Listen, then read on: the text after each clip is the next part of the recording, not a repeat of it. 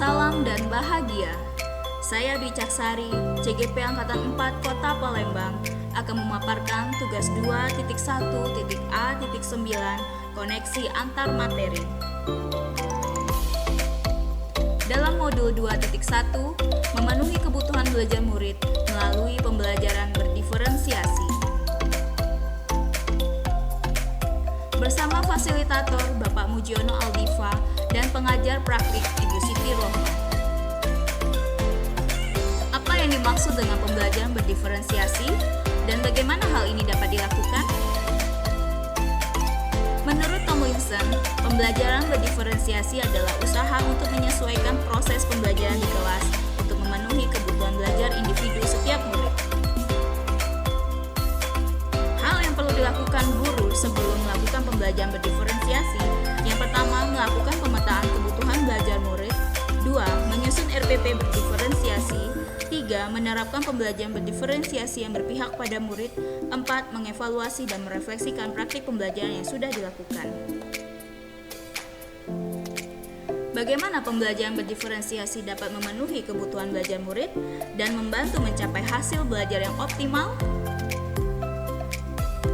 Berikut ini adalah pemetaan kebutuhan belajar murid. Pertama, kesiapan belajar murid. 2. Minat murid. 3. Profil belajar murid. Untuk mengidentifikasi pemetaan kebutuhan belajar murid dapat dilakukan melalui pengamatan, wawancara, dan survei berupa angket. Mengidentifikasi kebutuhan belajar murid dapat dilakukan dengan cara yang pertama, mengamati perilaku murid, 2. Berbicara dengan guru murid sebelumnya, 3. Mengidentifikasi pengetahuan awal, 4. Membaca rapor murid dari kelas sebelumnya, 5. Melakukan penilaian formatif dan diagnostik, 6. Mereview dan melakukan refleksi. Berikut ini adalah strategi pembelajaran diferensiasi.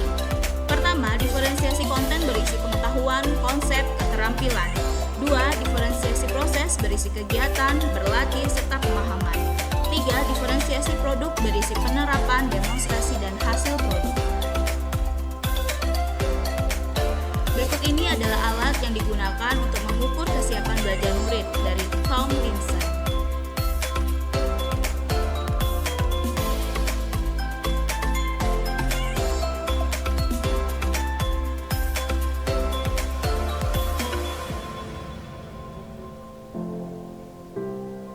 Berikut ini cara mengukur minat murid.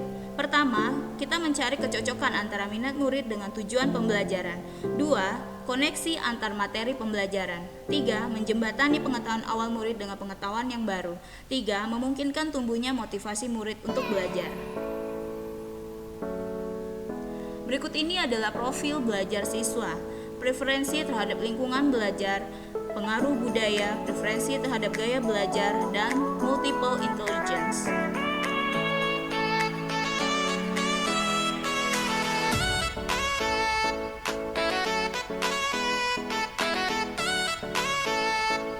Jelaskan pula bagaimana Anda melihat kaitan antar materi dalam modul ini dengan modul lain di program guru penggerak. Pertama, dalam filosofi pemikiran Ki Hajar Dewantara, beliau mengungkapkan bahwa guru harus menghamba pada murid, yang artinya pembelajaran harus berpihak pada murid.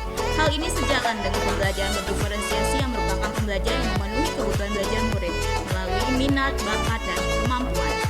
Dalam pembelajaran berdiferensiasi, guru membuat pemetaan kebutuhan belajar murid dan penilaian formatif yang dilakukan secara berkelanjutan dan konsisten. Untuk itu, guru harus memiliki nilai dan peran guru penggerak agar dapat mengimplementasikan penerapan pembelajaran berdiferensiasi di sekolah. 3. Visi guru penggerak adalah mewujudkan peserta didik yang berkarakter profil pelajar Pancasila melalui pembelajaran berdiferensiasi yang berpihak pada murid. Untuk mewujudkan visi tersebut, diperlukan pendekatan manajemen yang berbasis kekuatan, yaitu pendekatan inquiry apresiatif. 4. Pembelajaran berdiferensiasi sangat membutuhkan dukungan dari lingkungan yang menerapkan budaya positif di sekolah. Nilai-nilai keyakinan dan kebiasaan praktik baik di sekolah dapat membantu terwujudnya pembelajaran berdiferensiasi yang berpihak pada murid, agar iklim budaya positif dapat diterapkan di sekolah. Demikian pemaparan dari saya. Terima kasih.